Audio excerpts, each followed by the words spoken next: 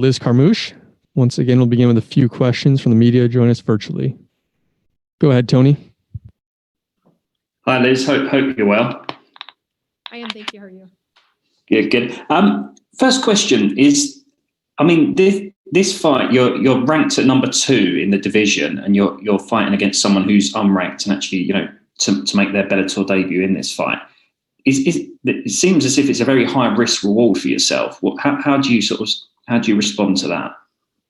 Yeah, I see that this is a position I keep finding myself in. It happened in the UFC as well, where there were quite a few instances in my last few fights where the person that was coming in wasn't even ranked, and there I was fighting them. I certainly don't think that she doesn't deserve a ranking. I think just because she hasn't fought in Bellator is the only reason she hasn't held one yet. And and last question, because I appreciate there's more people on the line. How nice was it to actually get the win under your belt for Bellator in your debut for the promotion? And did that take a lot of pressure off of your shoulders? I always keep pressure on my shoulders because I expect and idolize to have the best version of myself, and that's what I always push for. But it certainly did make a really good feeling to know that the chapter I'm starting with Bellator not only started with the win, but also started with the finish, which is what I really wanted to go out and make a statement about, was to go out there, have my hand raised, knowing that it wasn't a decision win, but actually a finish. Brady. Hi, Liz.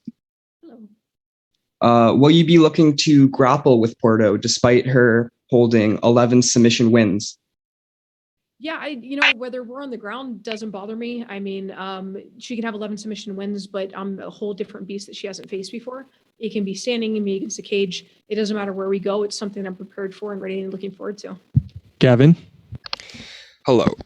If you get this win on Friday at Bellator 256, where do you think that puts you with the rest of the division?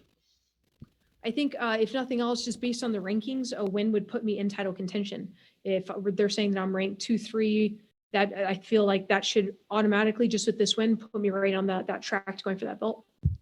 Ronald, go ahead. Hello, Liz. How you doing? Good. How are you? Can't complain. I'm doing well. You've been in this game for so long, and you have evolved each and every time. So for yourself, while you're getting prepared for Vanessa, how can you look at yourself and say how far you've come throughout your career? Yeah, it is something I say is I try to evolve. I try and grow. The last thing I want to do is have stagnation and be that predictable fighter, not only for myself, but also because the fans get bored with that. Yeah, they like to know what they're going and what they're watching and who they're going out for. But I want to show them that no matter what area it is, that I'm always trying to work on something new and evolving. And every fight, that's what I'm trying to do, is grow and be the best version of myself, add more tools to my game, and showcase all the tools and everything that I've been working on. Thank you very much. Abraham.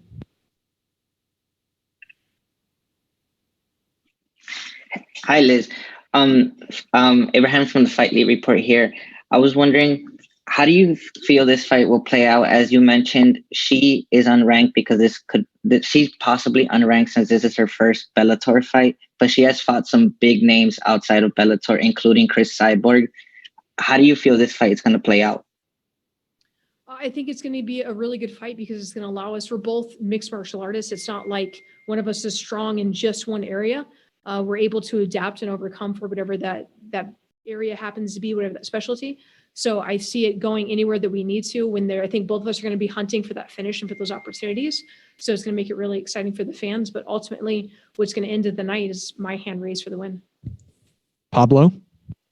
Okay, Liz, the first thing I want to ask you is, you only fought once on 2020. How many times do you want to fight on 2021? I'm hoping to fight in 2021 as often as I can. I'm really hoping at minimum 3 fights this year. If I can get more than that, awesome. But I'm really pushing to get 3 fights this year. Max. Hi, I'm Max Morales from MMA Pit, and we saw you fighting in Mexico. We saw your debut fighting for a belt against Ronda Rousey. You fought for that 135. You fought for 125 belt, and now you're fighting in Bellator in your second fight. In which chapter of your career do you feel you are in? I think I'm in the chapter where I finally actually have the belt. I started off and I didn't have the advantage like other fighters of having an amateur career really grow and learn and make mistakes. Unfortunately, I spent the early years of my professional career doing that. And I feel like I've learned from all those mistakes, and I've really been able to push past those and start evolving for the fighter that I want to be. And now this chapter is me showing everything that I've learned and being able to showcase that in a flashy and awesome way. All right, we'll take one or two more here. Maria? Hi, Liz. Maria Morales from the Throwing Bows podcast. How are you today? Good. How are you? All right. So just really quickly, you are in a position right now where you just won your first Bellator match. You had a stunning debut, and now you're fighting a fighter that's coming from Invicta on a 4-win win streak in her debut. Can you talk to me a little bit about how you plan on maybe using that excited energy that she's going to be coming into this fight with against her to get the win? Yeah, I think that coming into a different organization, whether you're coming off wins or losses, it comes with a different energy and a different anticipation and expectation on yourself. So I expect that that's going to put some wear and tear in her, a little bit differences than what she's used to. So I'm looking to capitalize on that, as well as hoping that she'll be a little bit overzealous and overconfident, make mistakes, and I'll be able to pick apart those holes in her game because of it. So if you had to predict how you win this fight, how do you win this fight on Friday? I'm one of those people, I picture it everywhere because I try to prepare for everything, but it's always with my hand in there. Santiago? Hello, Liz. Thank you for the time.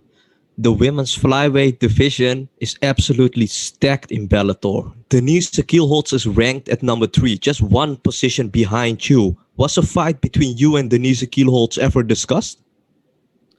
Not yet. I mean, this is Deanna was the first one. Now this is the second. There was not really any wind of any other fights, but I'm open-minded to whatever puts me in title contention. Good luck on fight night. Thank you. All right, last one here. Will? Hey, Liz, this is Will Getling from the Fight Gods podcast.